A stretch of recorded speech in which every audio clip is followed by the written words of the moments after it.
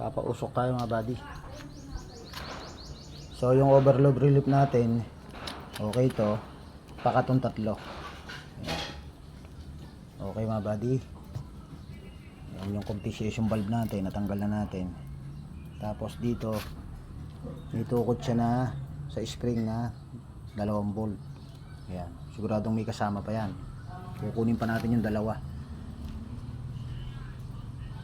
Tapos dito, ang spring na nakabit dito ay yung pang bike daw, pang bisikleta nga.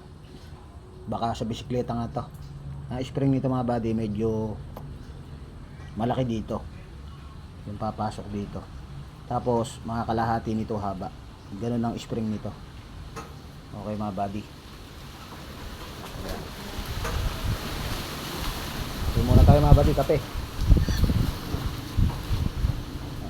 Ay mag-iiyaw ng isda.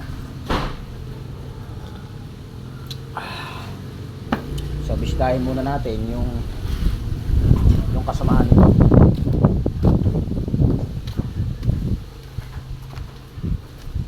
At nag-reseal tayo mga buddy. So ito ay relief valve na nakakabit dito mga buddy. Hindi ganitong overload relief. So pabibili tayo kay boss ng mahaba. Yung relief valve. Main relief valve ang nakakabit dito mga buddy. So tatanggalin natin tong ano na to, overload na yan.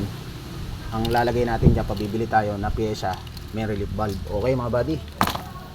Tapos yung ibang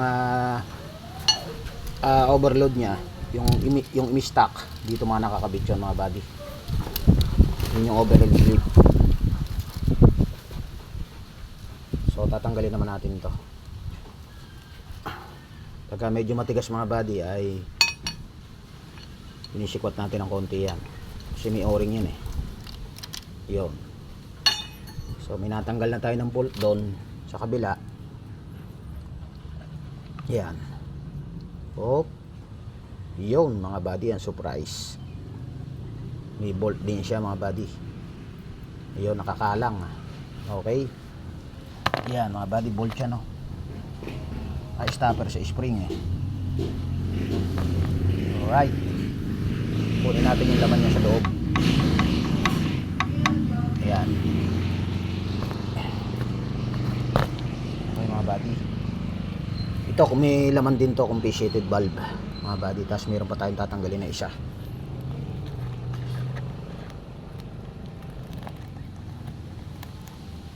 Ayan. Ito yung mahiwaga natin na special na bolt. Ayan. Tanggalin natin ito mga buddy. Pagka matigas, sisikwatin nyo. Ayan, malambot to mga buddy. Hop. Yun, may kalang din mga buddy oh. 4 na bolt. Ayan.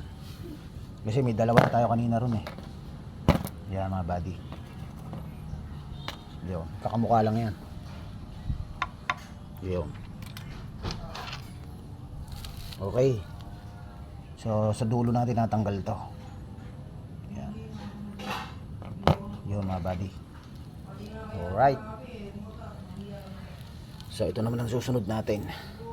After commercial break mga buddy. Pakita mo na ang coffee lovers. Shoutout mga buddy. God bless at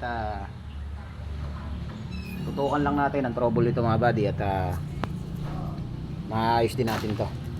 Ito yung charge relief valve. Ang tawag talaga rito ay sa original sa Hitachi ay charge cut relief valve. So shortcut charge relief valve. Tapos dito yung main relief valve. Yun yung pabibili natin kay boss. Mahaba yun mga buddy. Okay, yun ang kulang. Yun ang kulang nito. Tapos bibiyakin natin, papalitan natin ng mga o-ring. Lahat yan reseal mga buddy. Pagka may mga dalubhasa ng gumawa na mga kapatid natin na mekaniko, i-recheck lang natin mga buddy.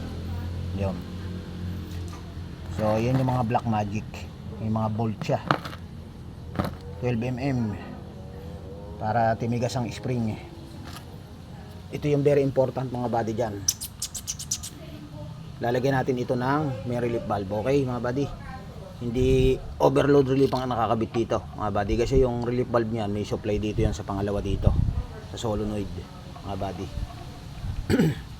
Okay, God bless sa atin lahat mga buddy.